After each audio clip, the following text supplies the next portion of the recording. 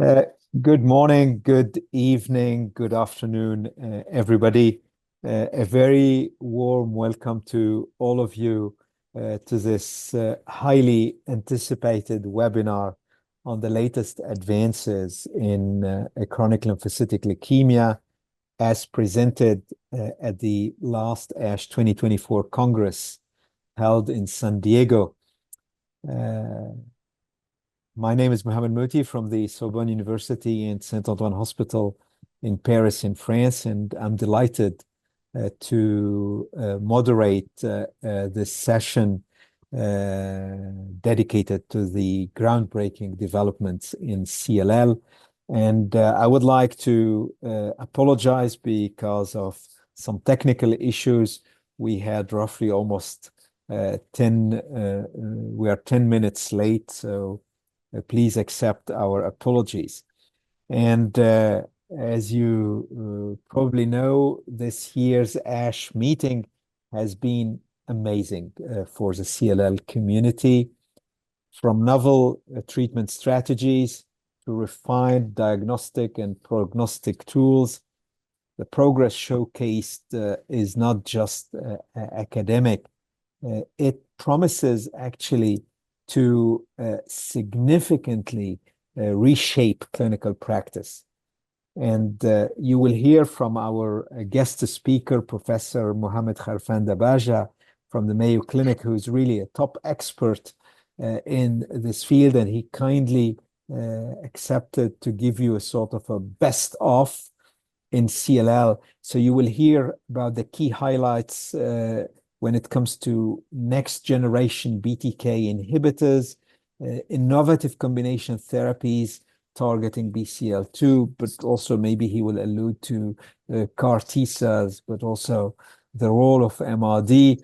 I'm sure many of you are familiar with acronyms like Alpine, CLL17, and many other practice-changing trial. And of course, at the end of the day, our focus as part of the spirit of the International Academy for Clinical Hematology is to translate all of these findings into actionable strategies for improving patient outcomes. So thank you for joining us, and I would hand the floor immediately to Professor Dabaja, and we will reconvene after his summary for a live Q&A and discussion. Mohamed, welcome, and thank you for giving us some of your time. Thank you. Thank you, Professor Mouti, for the introduction, and certainly you highlighted very well the important findings that were really described in the American Society of Hematology 2024 annual meeting. It's a great honor to be with you today. Good morning, wherever you are. Good afternoon, good evening. So the task before me today is to kind of select the best of ASH in CLL. And I think that's a difficult task because there are so many things that you need to try to fit within this short amount of time. So I'm going to start with my conflicts of interest here. And I kind of outlined this presentation looking at the major topics that I found very important at ASH. First, I'm going to really look into how the field of disease prognostication, we have moved from purely clinical to incorporating molecular genetics. And I'm going to highlight one particular study in that regard, which emphasizes the importance of identifying and actually requesting patients to have stimulated chromosomal karyotype analysis to determine if there is a presence of complex karyotype. I'm going to look into the frontline therapies, and I think that what you will see here is this concept of MRD-driven time-limited, whether doublets, triplets, and so on and so forth. And I think that you will see in CLL what we have seen in the field of myeloma, where the field is moving between adding more of the strongest and more effective frontline therapies into the frontline. So you will see some of that doublet and triplets therapy. And then I think the challenging remaining with relapse CLL particularly how do we incorporate cellular therapies, whether chimeric antigen receptor T-cell therapy, the CD20 bispecifics, some impressive data presented on one of them, and also BTK degraders. So in terms of prognostication, I just want to lay a little bit of background. We have moved over the past 4 decades from clinical staging where all you need is a CBC, a radiological evaluation, and a physical exam to stage these patients into more complex, the CLL-IPI prognostic index, where we look at molecular genetics and clinical aspects of the disease. And certainly that has really learned, we have learned using that model of how to kind of prognosticate and also plan therapy accordingly. And then we have the complex karyotype, where previous studies have shown that when present, in addition to deletion 17p, it turns to convey a little bit of a worse prognosis compared to that. So I like this first study that was presented by Dr. Santos Azevedo, and this is from Dr. Jennifer Brown's group at the Dana-Farber Cancer Institute, where they looked at over 1,300 patients with CLL that were diagnosed between 2013 and 2023. So this is kind of in the era of targeted therapy. So this is kind of the impressive finding here. Median age 62, some patients up to 92 years of age, as expected, 60% of the male gender, and they describe several findings there in terms of clinical IPI, very high or high of 29%, and those patients who have received those type of novel therapies. So they kind of look into the stratification of patients, and they look into a multivariate analysis showing that age older than 65 is an adverse prognosis beta-2 microglobulin, and the TP53 aberration showing a hazard ratio of 2.07. But interestingly, when they included the complex karyotype in the model, the predictive value of P53 had been lost in this case. So certainly complex karyotype comes with a hazard ratio of 2.92, adversely affecting the prognosis of CLL. So, and certainly in the model are still the age and the beta-2 microglobulin. So important, and I think that this should be part of the normal workup. In addition to your FISH panel, certainly need to ask for karyotype analysis with a stimulated approach.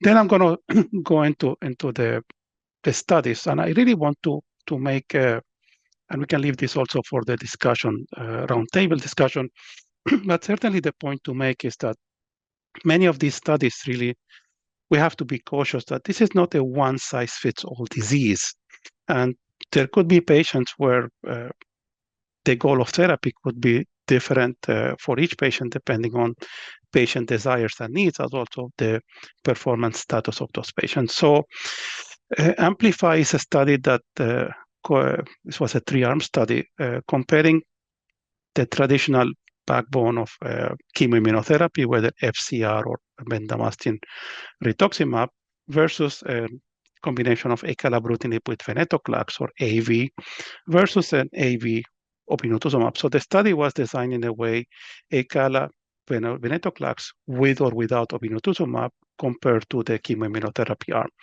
1-to-1 randomization, 867 patients randomized evenly, and it's intended to be a fixed duration regimen. Outcomes were assessed by a blinded independent central review committee. And here what you saw is in terms of progression-free survival, whether acala venetoclax or acala venetoclax obinutuzumab showing superiority compared to FCR. Median progression-free survival not being reached for AV or the AVO arms, and was around 47 months for the FCR/BRR. Looking at the 3-year estimated progression-free survival, 76% versus 83% for the novel therapies and 66.5% for the FCBRR. Certainly neutropenia was the most common adverse event that was described in this study. Now, one important aspect of this study is that they excluded patients with TP53 mutation. And there was a multi-center study that kind of used the ABO regimen. This was presented by Dr. Davis, Matthew Davis, where they look at ABO in an enriched population of patients with 17p deletion and TP50 mutation, which showed that the outcomes were comparable between the group who did have the high-risk feature versus those who did not have the high-risk features. Another study of that is worth highlighting is really this update on the phase 2 Captivate study. And this is an interesting analysis. There were two cohorts where it was a MRD-guided discontinuation cohort versus a fixed duration cohort study. And this was using the combination of ibrutinib plus venetoclax. So patients here with or without bulky disease and defined as a maximum lymph node lung diameter of either less than 5 or more than 5 centimeters.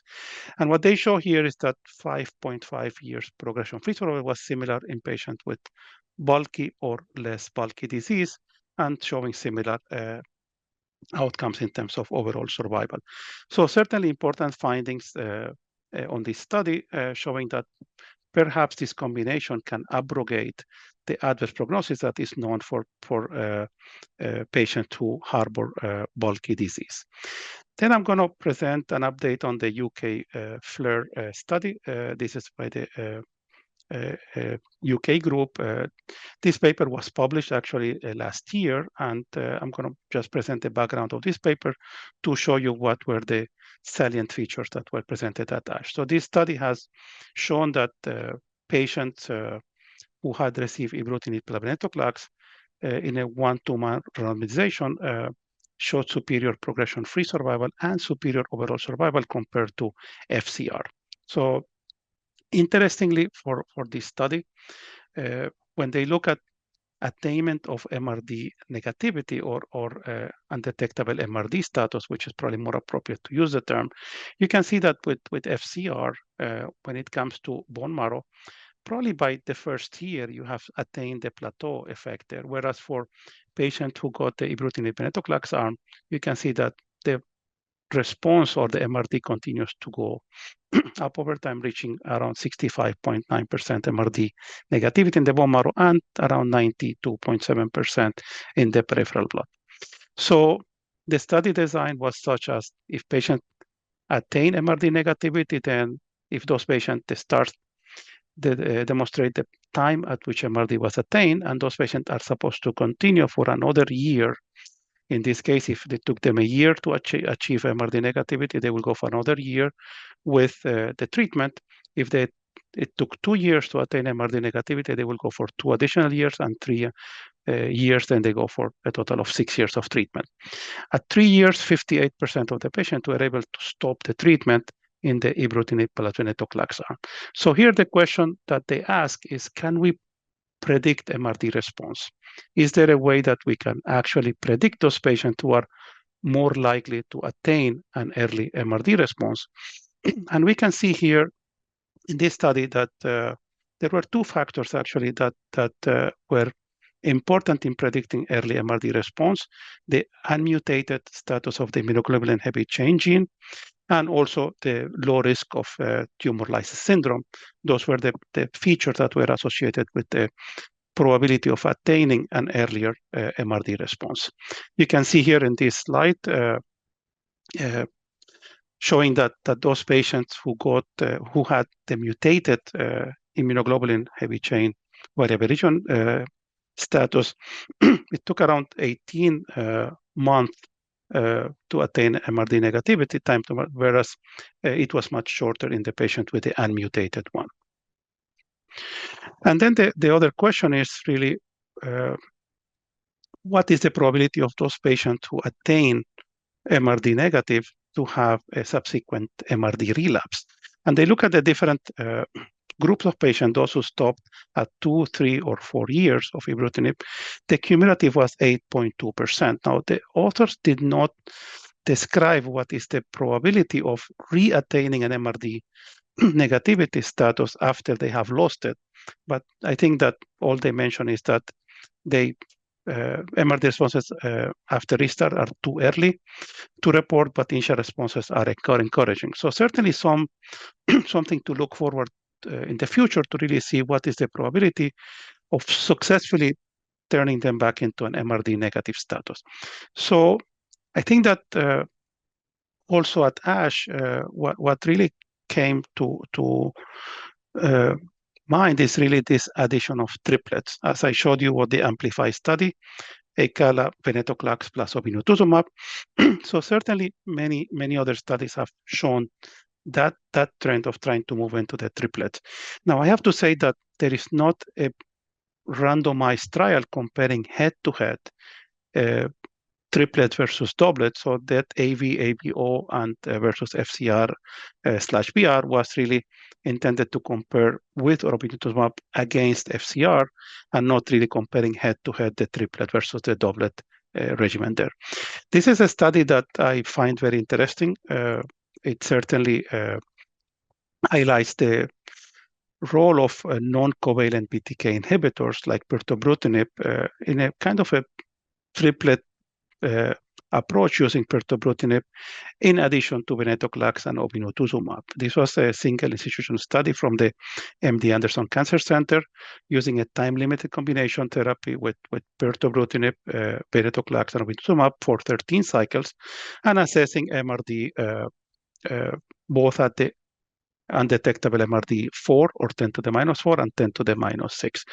Population, 77% of them having unmutated immunoglobulin heavy chain variable region, and 12% having 17p deletion and TP50 mutation. So you can see here that by cycle 13, 100% of the patients attain MRD undetectable status at the 10 to the minus 4 sensitivity with this combination. And using a more stringent criteria, it goes down to around 89%, but still very impressive in my opinion. So certainly we're going to see more of this occurring in the future, where we're going to see these therapies probably moving up to the earlier treatment stages. So important to acknowledge that pirtobrutinib is currently approved for more advanced stages of disease. So certainly this represents an off-label indication. Now, the other aspect of CLL is really the treatment of relapsed refractory disease. And this is where we saw interesting updates on the Transcend CLL 004 study. There was an update presented by Dr. Siddiqui on the original study, and then there was a cohort that combined the lisocabtagene maraleucel in addition to ibrutinib, showing that those responses can be significantly improved. So I just want to kind of use this, acknowledging it's an unscientific comparison here, but this was data that was initially reported on the phase 1 of the CLL Transcend 004, where CR rates were reported as high as 45%. And if you were to compare CLL with a disease that also is an indolent lymphoid malignancy like follicular lymphoma using either the ZUMA-5 or the ELARA study, we can see that CR rates are certainly much higher for a disease like follicular lymphoma compared to CLL. So the publication of the Transcend CLL 004 study, which was the phase 1/2 study, kind of looked into the probability of attaining complete remission in those patients, or the reported complete remission rate was around 18% for those patients. And when you look at undetectable MRD, around 65% in the blood and around 59% in the bone marrow. So certainly, I would say that less impressive data compared to other malignancies, perhaps follicular lymphoma as a comparison. So Dr. Siddiqui and colleagues presented an update of the Transcend CLL 004 update at ASH, where they actually described the complete remission rate for around 20% in the full study population of 88 patients. Now, this efficacy, so whether 18 or 20% CR rate, the question comes, we know that patients with CLL, those lymphocytes appear to be immunologically more compromised or less fit, perhaps, than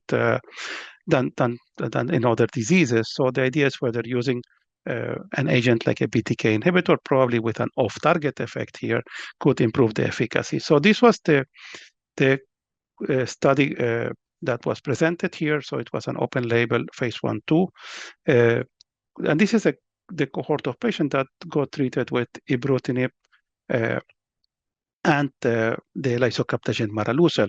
So the ibrutinib was prescribed for 90 days, as shown in the orange band here. And it was certainly started at a standard dose of 420 milligrams per day, to be adjusted, obviously, according to individual patient needs. And what was interesting to describe here is that they describe a CR rate, 45%. So just to show you, for the lisocabtagene maraleucel alone was 20%. When you look at overall response rate, 86%, this is impressive. And when you look at undetectable MRD at the 10 to the -4, going from 62% with the lisocel alone to 86% with the combination with ibrutinib. Certainly, when you look at that in the bone marrow also, from 57 to 84%. And the authors did not really describe any serious warning signals in terms of adverse toxicities for those patients. So it's important to highlight that certainly ibrutinib more than doubles the efficacy of lisocel, at least based on this particular data. The median time on study follow-up was around 24.8 months. Median time to first response was 1 month, and median time to CR was approximately 3 months. I think one of the most impressive, in my opinion, information that was presented at the ASH meeting was really the bispecifics in CLL. And I think that I would like to highlight this particular study, epcoritamab, which is a CD20 bispecific, which is typically prescribed subcutaneously. And this study was presented where they look at an expansion cohort and also an optimization cohort. And I want to caution that the median follow-up for the optimization cohort is very short, was around 2.9 months. But certainly we look here at the CRS prophylaxis with dexamethasone and adequate hydration.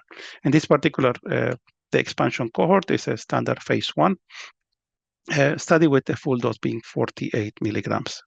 Now, these patients were the key inclusion criteria, CD20 positive expressed relapse refractory CLL, having failed 2 or more lines of therapy with an ECOG score of 0 to 2, having measurable disease, and also no prior allogeneic transplant, with the primary point being an overall response rate.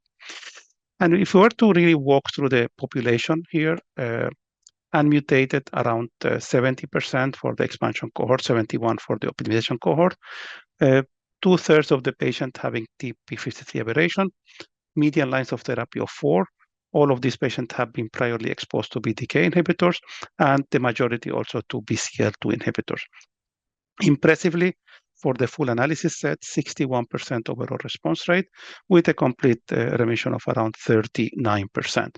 Looking at the optimization cohort, around 60% with 10%, demonstrating that there is no impairment in the efficacy by prescribing that steroid. And then looking at the MRD negativity here, for those patients who were in complete response, 100% undetectable MRD to the -4 and 86% to the -6, 40 and 40 for those patients who were in partial response, and for the full analysis set was around 39 and 35%. Heavily pretreated patients, all of them have failed BTK, most of them had failed BCL2, and you can see these impressive results. Progression-free and overall survival in the expansion cohort, 1 year PFS of 52%, and 1 year overall survival of around 70%. So certainly impressive. I think that this is a product that, as you know, is approved for other B-cell lymphomas, and I would say that this data is very impressive. And I would like to probably wrap up this discussion with some of the interesting data, which is about BTK degraders. And the way BTK degraders work is really they actually make the BTK tyrosine kinase more susceptible to be destroyed by the proteasomes, therefore eliminating it from the complete signal transduction pathway. There are 2 studies that were presented at ASH. One of them is this NX-5948301, which is this BTK degrader in patients with relapsed refractory CLL, and this was update result from the phase 1A, 1B study. So this study has, this product is being evaluated in other indications as well, like Waldenström, mantle cell, marginal zone, and large B-cell and follicular lymphoma. But I'm going to focus on the CLL, SLL here, where we can see the dose escalation schema for the study. And I'm going to be presenting the results that were presented for the CLL cohort here. So in total, 60 patients, 60 were dosed, 46 were still on treatment. And the 14 patients who discontinued treatment were typically for progression, 5 of them radiologically clinical, and 4 of them, 2 patients had died, and 2 of them were because of either physician decision or because of adverse event. Median age 67, the majority were of the male gender, and I would say we continue to fail to enroll minorities in this type of studies, and that certainly continues to be an unmet need to try to increase the enrollment of minority patients. So 85% were white patients and only 8.3% were Black or African American patients. Here we summarize these cases. 5 of the patients, 8.3%, had CNS involvement. 4 median line of therapies, in some cases up to 12. And you can see the majority have either failed a covalent BTK inhibitor, around a third of them failing a non-covalent BTK inhibitor. Almost all the patients have failed a BCL2 inhibitor. And some of these patients had actually even failed CAR T-cell therapy, a handful of them. Mutational status, you can see here, 40% expressing the TP53 mutated phenotype, and there were mutations also in the BTK in over a third of the patient, including also some mutations in BCL2. So this slide really shows, in terms of on the right side of the panel, you can see here the significant efficacy in degrading the BTK, regardless of whether there were particular mutations present on those BTK.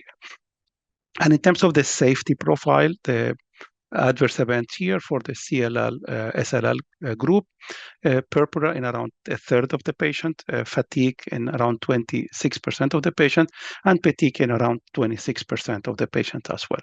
So impressive data when you look at tolerability and also at efficacy. 75.5% of the patient achieve an objective response rate. No complete remissions were reported, so the majority were partial response or partial response with persistent lymphocytosis. And certainly for a group of patients that have received 4 or prior lines of therapy, some of them including CAR T-cell therapy, I would say that this is certainly an impressive finding. The last study I'm going to present here is another BTK degrader, BJB16673. And this is also a phase 1 study known as the Cadence 101 study that was presented by Dr. Thompson and colleagues. Our center did participate and enroll a good number of patients in that study. Baseline, again, 60 patients also, majority male. The majority had an unmutated IGHV.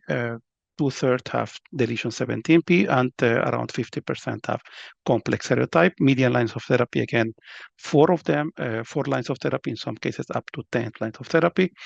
And you can see here that for the total evaluable population, 77.6% overall response rate. And when you look at complete remission of around 4.1%, it seems that the 200 milligram was the dose where the overall response rate was highest, around 93.8%.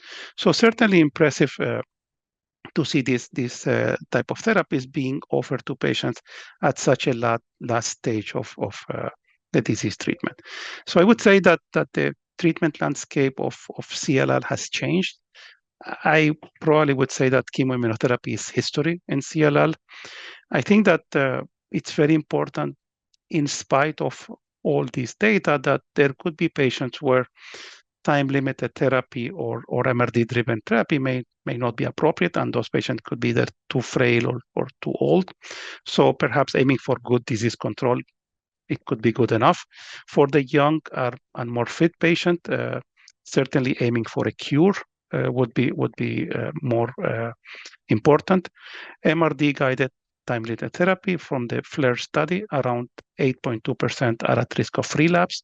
Important to see what happens to those patients upon re-challenging. And I would say that in relapse refractory CLL, pirtobrutinib is approved for that indication. I would say CAR T-cell therapy is going to see some competition, probably from bispecifics and BTK degraders. I think all of that will eventually depend on easiness to administer those therapies, readily available, and certainly the important message of CAR T-cell therapy for CLL is adding ibrutinib does improve overall response rate, complete remission, and detectable MRD rates. Allogeneic transplant, not much has been presented at ASH, but certainly I would say that in countries where these therapies are not available, perhaps allogeneic transplant would continue to play a role in those patients, particularly in patients with relapsed CLL that exhibit high risk features. I think that the findings on bispecifics and BTK degraders are impressive. I would say that these look very promising, and with bispecifics, the follow-up for the optimization was over 24 months or so, but for the reduction in toxicity with the dexamethasone was only 2 months. So important to keep an eye open for looking for more long-term data in that regard. And certainly BTK degraders, I would say 2 studies, very impressive data, and I think that those will reshape the future of CLL therapeutics. And I think that's my last presentation, and I would like to thank you for your attention, and happy to answer any questions. Thank you, Mohamed, really for a wonderful summary, and it's quite exciting. So we have a lot of questions, so let me try to group them. And our first series of questions is about MRD. Are we ready at this stage to have MRD-driven therapy? And in another word, my best guess is that most of the questions are about using MRD to discontinue treatment or have fixed duration treatment. What are your thoughts on this? So that's a wonderful question that we struggle with every day. I think that the last consensus on MRD, I believe Dr. Weirda was the first author on that manuscript, showed that perhaps MRD in clinical practice has somehow of a limited role, and that it was more kind of relegated to the clinical trial setting. I would say that with the advent of time-limit therapies and MRD-driven approaches to induce remission in this patient, it has become a necessity to include them. Now, the question is really, what is the gold standard for that? And I would say that the most applicable is the MRD, undetectable MRD 10 to the -4. I think MRD 10 to the -6 requires a little bit of more piloting, is more stringent, but certainly is very important. And if you remember from the presentation from the FLAIR study, discontinuation of therapy can lead to recurrence MRD positivity in around 8% or so of the patients. So how would you be able to detect them earlier? Intuitively, the earlier you detect them, the more likely you are to put them back into MRD negative versus waiting until they become more bulky and more abundant disease. So I think that MRD is going to start to penetrate the clinical practice and become probably more of a standard practice. I think the question is which assays to use, and 10 to the -4 should be the least one to use, in my opinion. Wonderful. Thank you. So we have also a lot of questions about the Amplify trial, which was presented. And one comment we have, and I would love to hear from you on this, is that the Amplify patient population may not be representative of the real-world CLL patient because it included young, fit population, excluded patient with comorbidities, and the median age was 61, while we know it's usually in the real world 10 years more, around 70.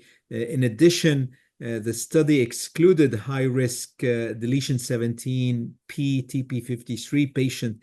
So the question, and there are several comments in the direction, whether you feel these features would impact the generalizability of these results. What are your thoughts from both efficacy and safety?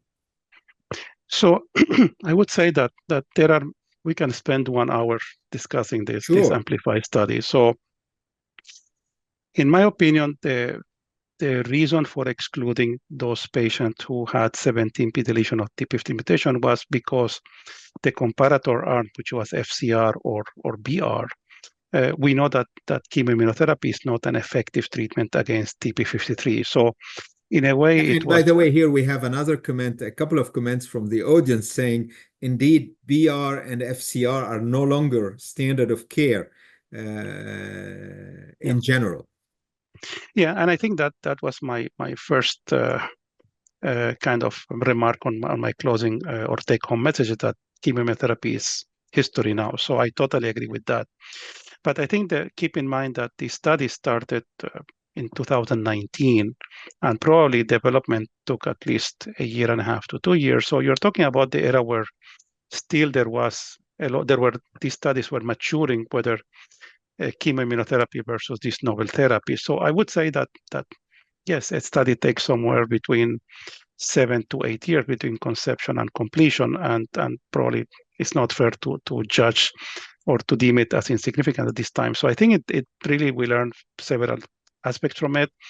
So in terms of the first question was whether TP53, I think it's justifiable not to include them in the comparison, because we know that could have skewed introduced bias, since we know that chemotherapy is not effective there. The population of patients, I would say that in all CLL studies, unless intended for a particular older population, whether 65 or older or 70 or older, the majority of studies in CLL tend to be between median age of 60 to 64, 65. So yes, a little bit younger than the average population. The study asked or did not really intend to compare these two arms of Acala venetoclax versus Acala venetoclax obinutuzumab, which is kind of doublet versus triplet. And I would say this is an indirect comparison here, because probably efficacy was a little bit better with the triplet in that particular case. But remember that 2020 and onwards, we have the COVID pandemic, and those patients who got the monoclonal antibody obinutuzumab more likely to get infections, and so you have to balance the risks here and the benefits. But a triplet perhaps appeared to have improved efficacy. If one is to compare hazard ratios, AV compared to FCR BR was 0.65, AVO compared to FCR BR was 0.42. So for progression-free survival, but again, that's not a statistically valid comparison. So I would say that with all its limitation, I think we learned from that study. I think it just simply solidified the fact that these novel therapies are more effective than chemoimmunotherapy. But then there is this other study that was a phase 2 multi-center study where they actually took the AVO.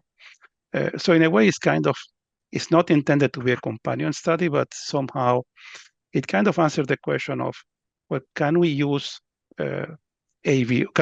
this triplet AV plus O in patients a population that is more enriched with TP53? And they found that when they look at overall response rate, over 90% in that population, 60% or so complete remission rate. So the combination is effective in patients who have 17p deletion. That study was presented by Dr. Davis and colleague. It was a multi-center, so you can certainly find it in the ASH abstract. But also they compared the incidence of undetectable MRD, and the group that exhibited the mutation had similar responses to those who did not have those mutations. So I think that every study have flaws in terms of design, but I would say that we learned from the Amplify study. Excellent. Thank you very much. And indeed, we will continue watching for these important studies. In parallel, we had a question, I think because there was a recent publication in Blood about the long-term follow-up of the Alpine study.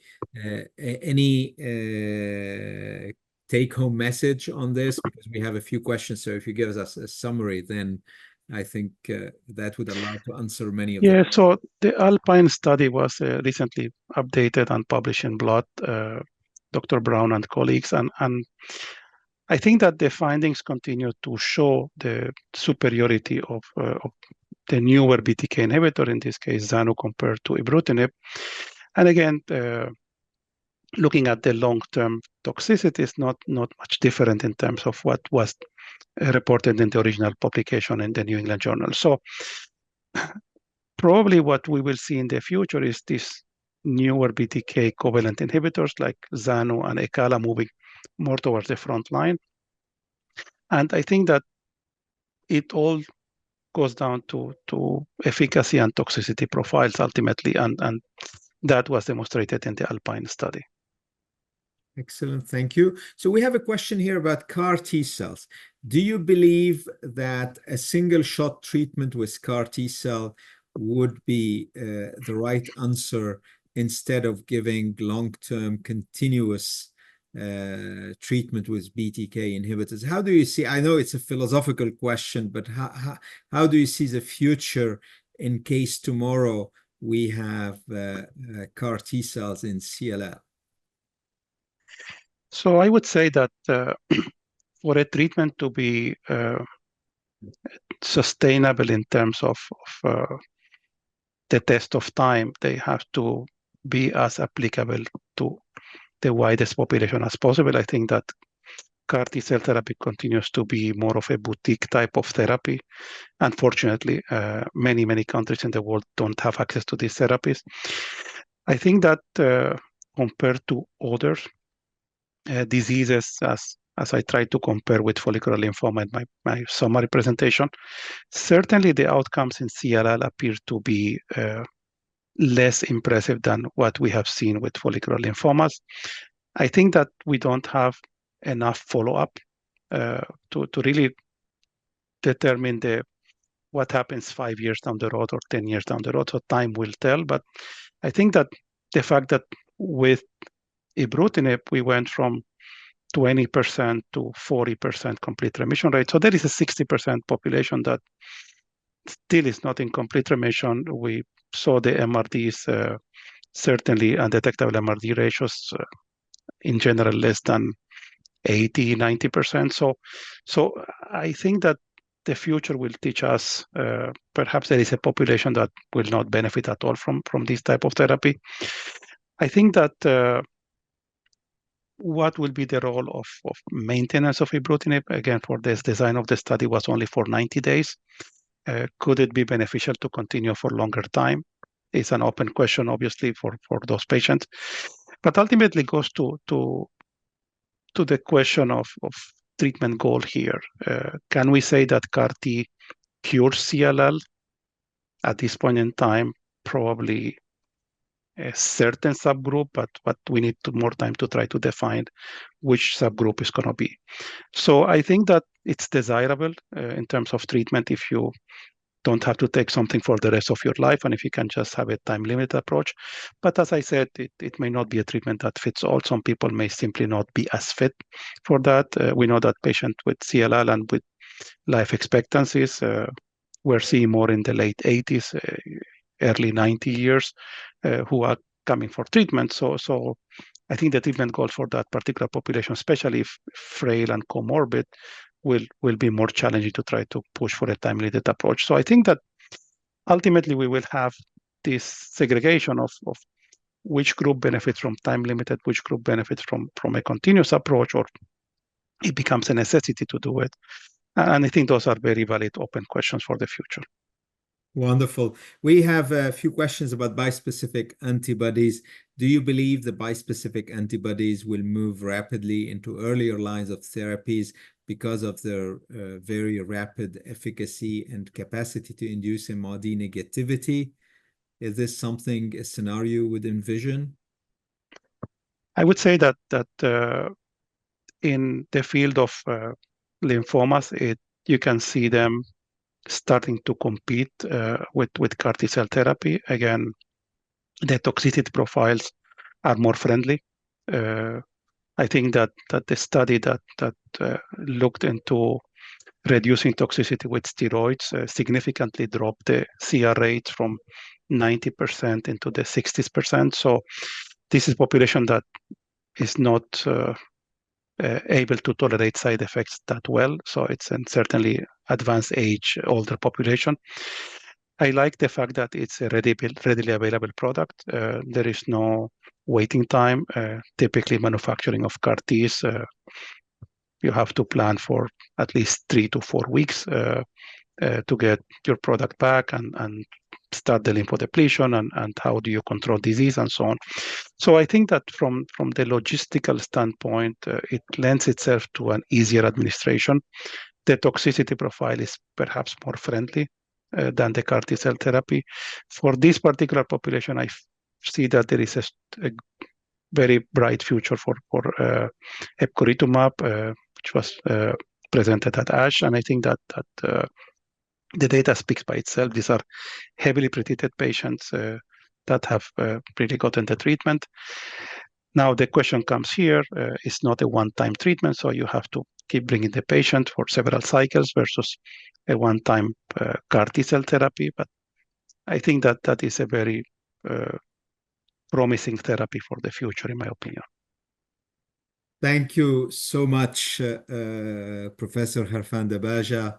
We have to conclude this insightful session on the latest advances in CLL presented at ASH 2024 in San Diego. It's clear that we are witnessing a transformative era in the treatment and understanding of CLL. And we just heard about amazing highlights when it comes to novel therapies, redefining frontline, but also the relapse treatment with advances in BTK inhibitors, including the novel non-covalent agents, the combination of targeted agents, definitely the rise of cellular immune therapy with CAR T cells showing promise, but most importantly, I think bispecific antibodies targeting CD20 and CD3 emerging as the potential off-the-shelf alternative. Of course, MRD as a new treatment paradigm where negativity of MRD is becoming a cornerstone in guiding treatment decisions. But last but not least, we have more and more patient-centric strategies focusing not only on advancing efficacy, but also on improving the quality of life through optimized dosing schedules and reduced toxicities. I think the progress shared at the last ASH 2024 reinforces the importance of ongoing clinical trials and multidisciplinary collaboration to address all of these unmet needs. And here at the ICH, we're extremely proud to address all of these topics. So thank you for joining us. Thanks to Professor Kharfan-Dabaja. And let's continue to work together to translate these advances into meaningful outcomes for our patient. Wherever you are, this is the ICH around the globe and across the hematology field. Take care. Thank you.